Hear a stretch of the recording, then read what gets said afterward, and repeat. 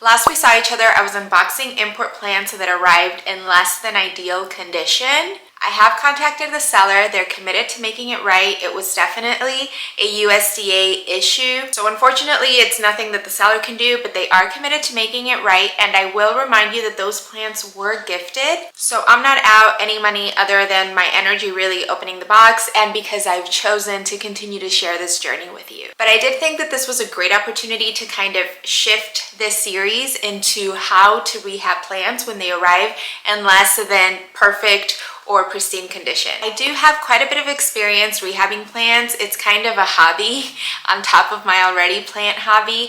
I do enjoy a challenge. Usually I sign up for the rehab thing, so I'll arrive to a nursery, a plant store, a big box store, and I see a sad plant and I am excited to take on the challenge. I typically wouldn't order a plant that's like a rehab plant. But this is the situation we're in, and it's a very real situation that can happen to any of us. So if you receive a plant that's kind of a project and you want to learn or see how I rehab them, this is the video for you.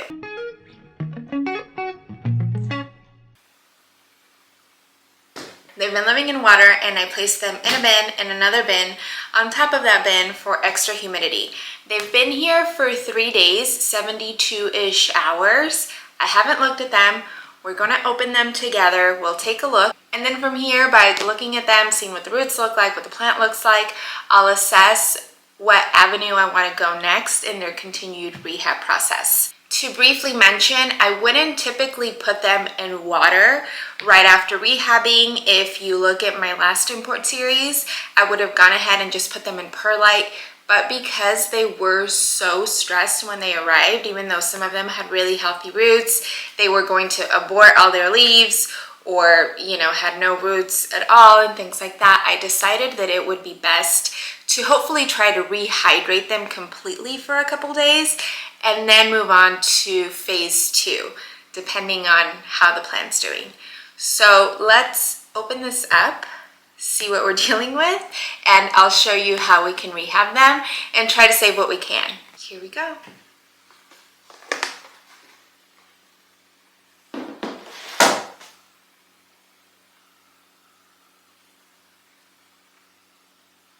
I'm not gonna lie to you. This doesn't look good. Let me bring you down so you can see.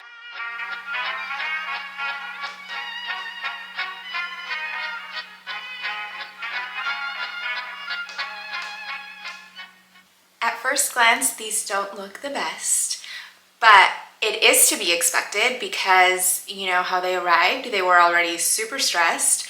It's a big acclimation to a whole new environment, and it's to be expected that they're going to look quite a bit worse before they look better. I will say I am getting also a little bit of an unpleasant smell, so there might be some root rot happening, which can also be completely normal as the plant is shedding some of those older roots and getting new roots. So it's just a matter of really cleaning it up and see where we're at and what we're dealing with. I don't know where to start. Sorry if this is getting a little bit of like a slow start, not super encouraging, but I do love a good rehab project. I am excited about this. It's just different than I was expecting this whole situation to go, so I'm still kind of adjusting and regrouping with the new situation. The good news is, if you remember, a lot of these had really healthy roots, so I'm thinking I'll just go ahead and rip the band-aid. We'll start with the Alocasia friedek, the variegated Alocasia friedek. I can see that it has still good roots going on in there. The water looks relatively clear, and I have a pretty easy, straightforward plan that I'm thinking for it, so let's just get that one out of the way. So here she is. Some of it looks awful.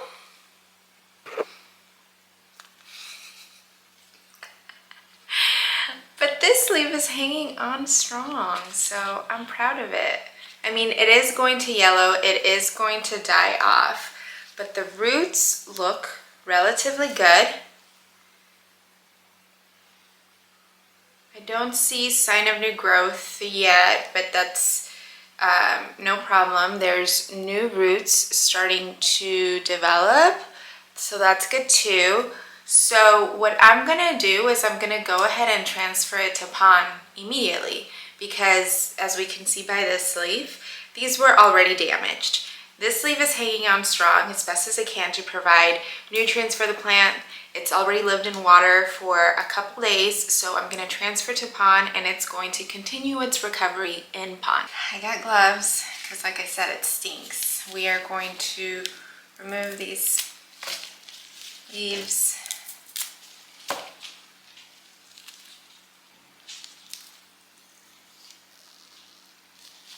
When dealing with ill plants, always use sanitized shears or scissors and make sure that you're sanitizing between uses.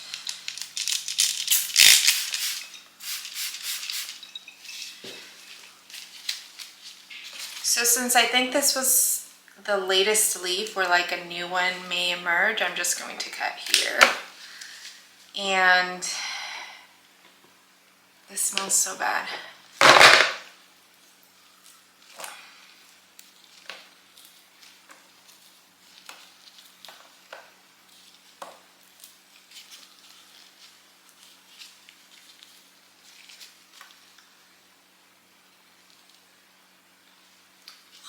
Still kind of stinks. You guys, I've never smelled something so gross.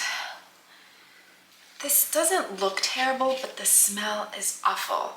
So before I proceed, I'm gonna dip it in hydrogen peroxide while I work on the rest of the plants and decide how to proceed here.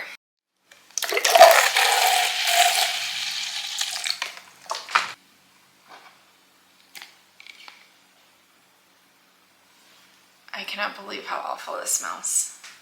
Anyway, I thought we would do the Anthurium next. The Anthurium does not look good, but it looks like it grew a new itty bitty leaf, and that one's looking okay. The roots are still looking healthy, so I'm going to move this to pond as well. I made my own little pond self-watering pot situation because I want to be able to keep an eye on all of these roots, and this is just more convenient at this moment. It's just an empty bin where I'm going to be bringing the roots out onto to avoid making a huge mess. All of these roots are super firm, so that's really promising. The new leaf just snapped right off. Bummer. I'll take this leaf off.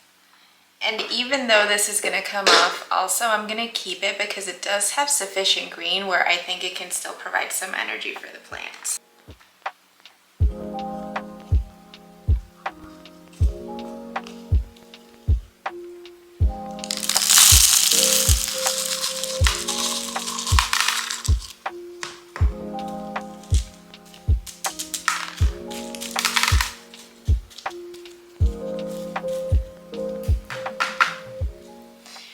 I'll go ahead and I'll fill the reservoir with water later, but for now, this one's done. Next, we're gonna do this Aglaonema. So this is what it's looking like. And honestly, same. The roots feel really firm and healthy, which is a big plus. So we'll get rid of the leaves so that we're not gonna make it.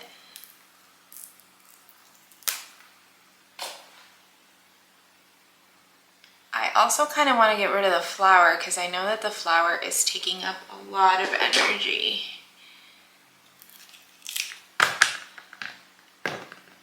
And we're left with those two leaves. This one's going to go in perlite.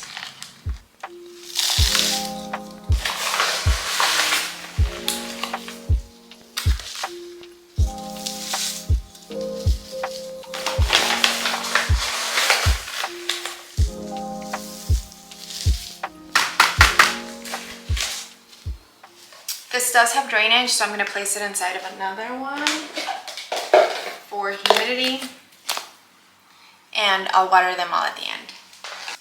Next, let's do, this is a Philodendron Florida bronze. Water looks pretty clear. It's for sure going to lose some leaves, but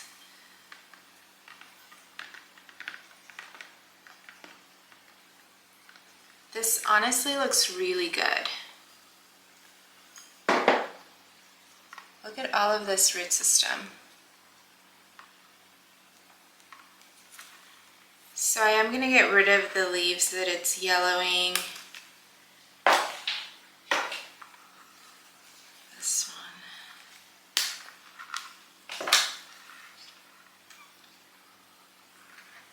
The newest one's a little damaged, but that's okay.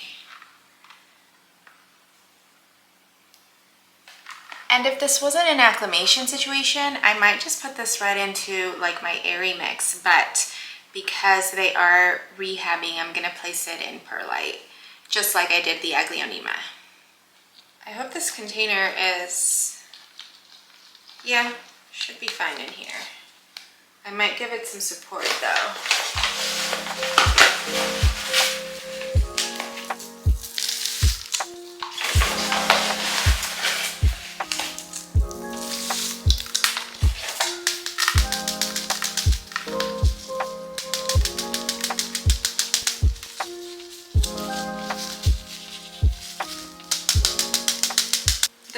Will also settle a little bit more once I water it through, but again, for now, this is done. The Pelopodides. This one didn't have much roots to begin with, so this is for sure going into perlite. I would much rather root in perlite than something else.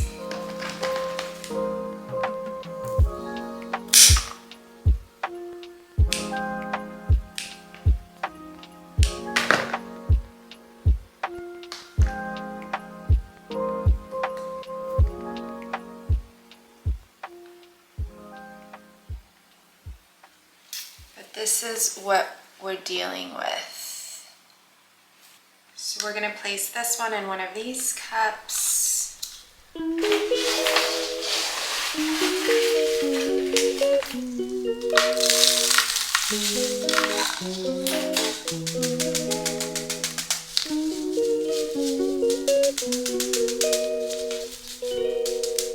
She calls me day and night. I'm sorry, girl, you just don't make me feel right. Oh, the Hoya. Lost another leaf that looks clearly very rotted.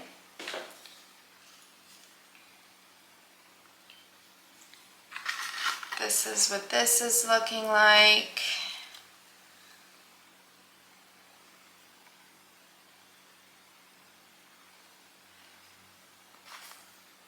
And this is what this is looking like. Never meant to make you cry, you were right. Just leave me be, I'm not going to amplify. Every time you change your mind, it's never like you for me and I. If everything was good, then you would feel alive.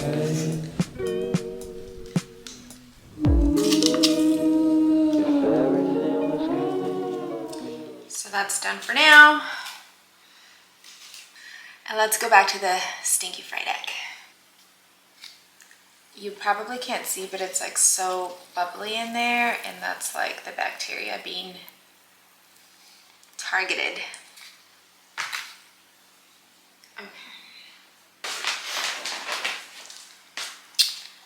Okay, so I'll add a little bit of layer of pon here.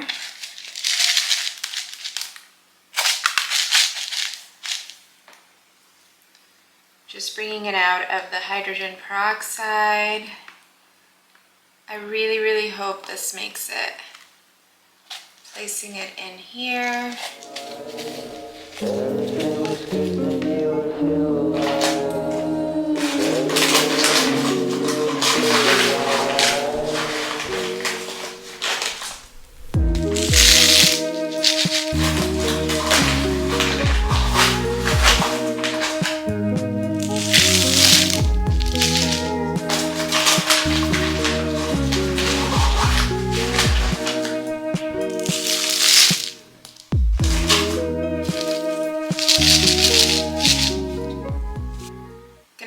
this off and I'm gonna look for another reservoir to place this in.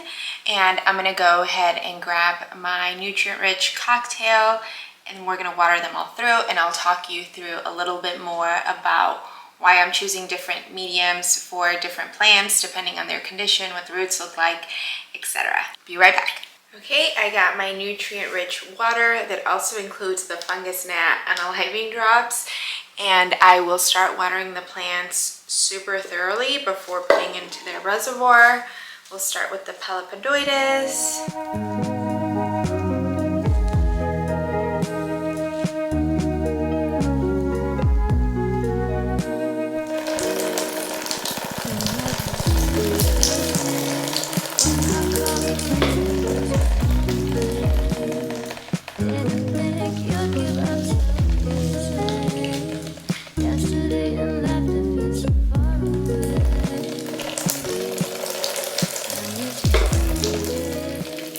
I'm actually just noticing there's a new leaf emerging right here, which is exciting.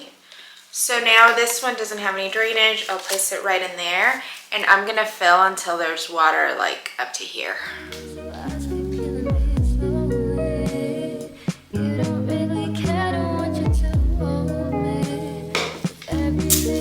All set. And I'm just gonna do the same with all of them.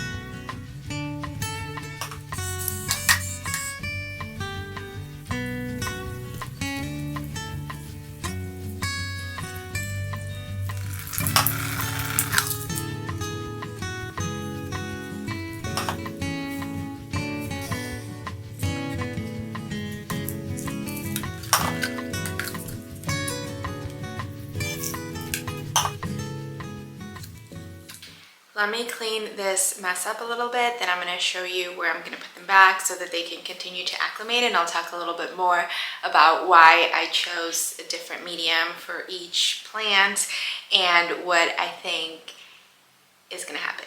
Now that everyone's hydrated, I'm actually going to go ahead and place them back in that bin where they were with the humidity bin over it, but I'm going to add a light this time, so I'll show you how I'm going to do that.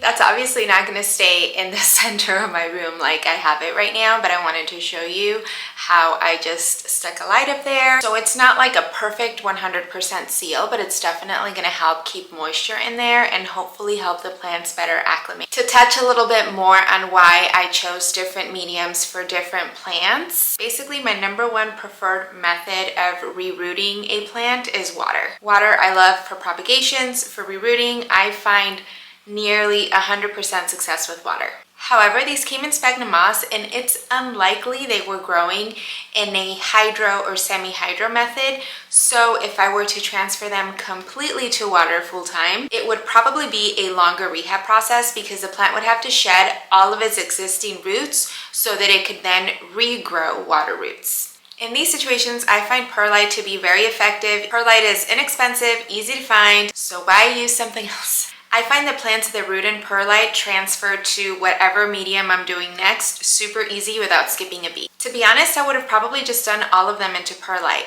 but because my goal is to get every alocasia into pond, the Anthurium I also moved into pond, and that's because I'm not very experienced in Anthuriums.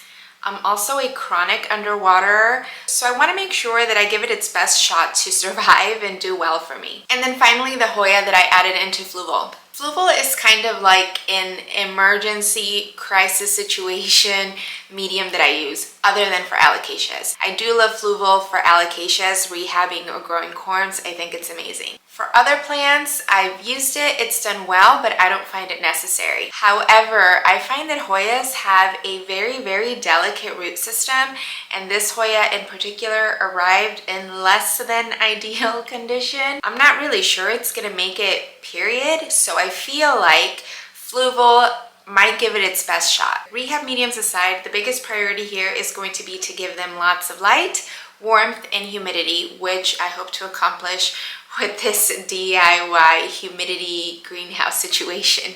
I know that I initially opened the bin and I was kind of like, ugh, this is terrible, or they're looking so much worse. But really looking at them and inspecting the roots, most of the roots are really, really healthy, and most of the plants are holding on to at least one leaf that looks really good or new growth on the way. So this is looking actually really promising. If I can get these growing nice and healthy within a couple months, I'll just be so ecstatic. I'm going to be taking progress footage and hopefully share with you an update video within a couple of weeks to show you how they're doing. But I imagine I should be able to see some sort of change here within 2 weeks, and I'll get a pretty good indication as to what direction the plants are choosing to go. Another thing I want to touch on is I don't usually fertilize or add any kind of amendments to my water if the plant doesn't have any roots, but since all of these do have some roots, I did go ahead and give them all my nutrient-rich cocktail because the roots will be able to absorb those nutrients. That's it for now. I hope you found this helpful or entertaining. Let me know what you think. Have you had to rehab plants? Is there something else that you do that I didn't do? I'd love to hear what it is and what your experience has been with it.